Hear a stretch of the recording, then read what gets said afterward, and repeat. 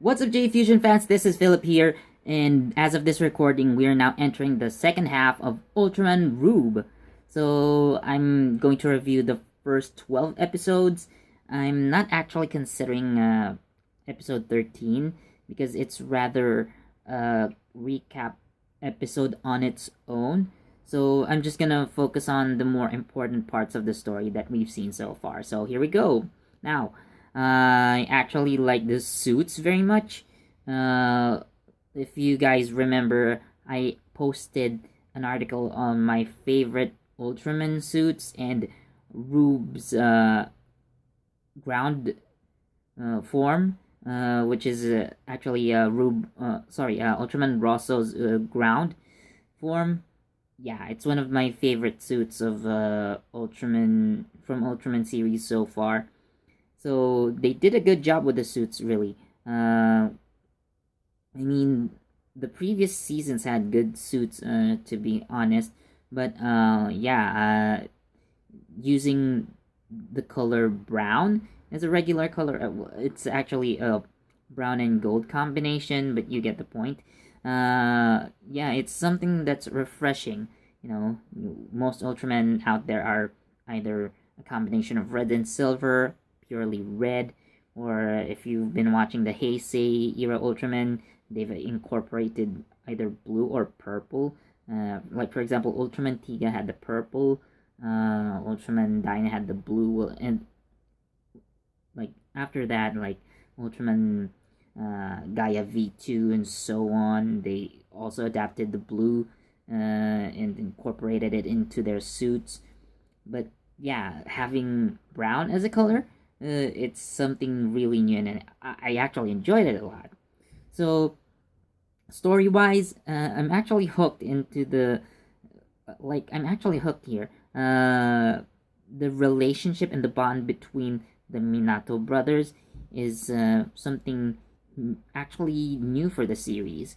Like we do have the concept of the Ultra brothers, but it's more of a like a titular bond rather than an actual brother bond, like blood related bond. Sorry, uh, like Leo and Astra kind of brotherhood, like actual brothers. I'm going on a loop here.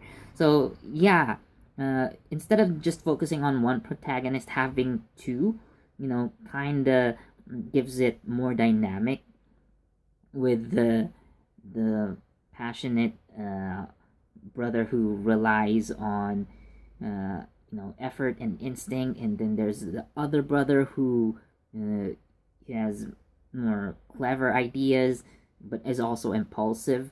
You have that kind of relation to balance one character out. And the concept of family, it's actually very nice.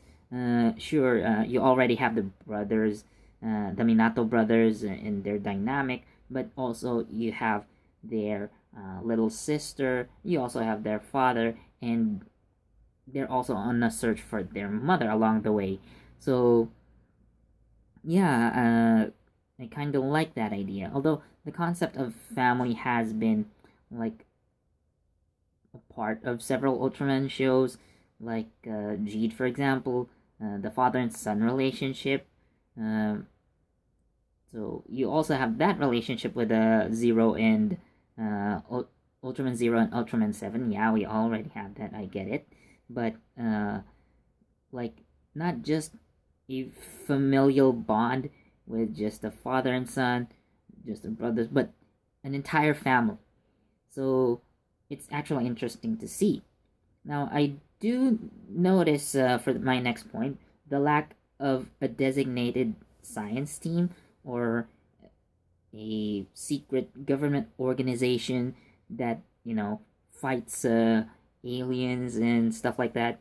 So we did have that in the previous season, uh, where they look like the Men in Black, but for Rube, that's actually kind of strange that they didn't incorporate some kind of specialized government funded team or a paramilitary organization for that matter that you know handles the kaiju in cases where the Ultraman cannot. So that's also something new for the series. I personally don't mind because again, we still get our main focus on the main characters. And I understand that having this kind of team will add more characters, and you'll kind of think of giving them focus episodes so that you get to know each character very well. And considering that Ultraman Rube is only going to run for like, I don't know, like 26, 28 episodes, uh, then having more characters to focus on will make the story more spread out, and you will lose focus and probably some interest in the story. So, yeah, having a few characters to focus on is a good idea. So, moving on to the villains, I actually think that Makoto Aizen is an interesting villain. Although the idea of a funny villain rather than, a serious villain turning funny in the end or on the later half of the show, it's kind of been done, but having a villain who is actually humorous from the start, and that's actually kind of amusing to watch, in my opinion.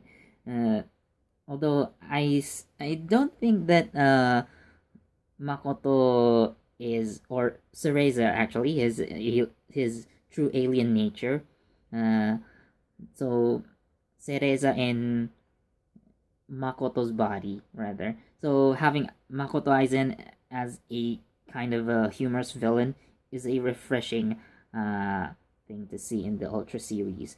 I'm still trying to figure out if he's the best villain in the show or in the franchise rather, but yeah, he's definitely a nice touch. He is, however, later complemented by this Saki Mitsurugi character, the newly introduced character. She probably would play more of a villain in the later episodes, but again, so far it's gonna be ambiguous. But yeah, I do see her as the more serious villain compared to Makoto's humorous portrayal of a villain. So from this point on, I'm looking forward to what the show brings. So far, it's been interesting. It's been fun, and I really can't give an overall rating for how it went so far because I need to see the whole show before I can judge if it's a really great show or not. But for all it's worth, you know, for everything that I've seen so far, it's been pretty good.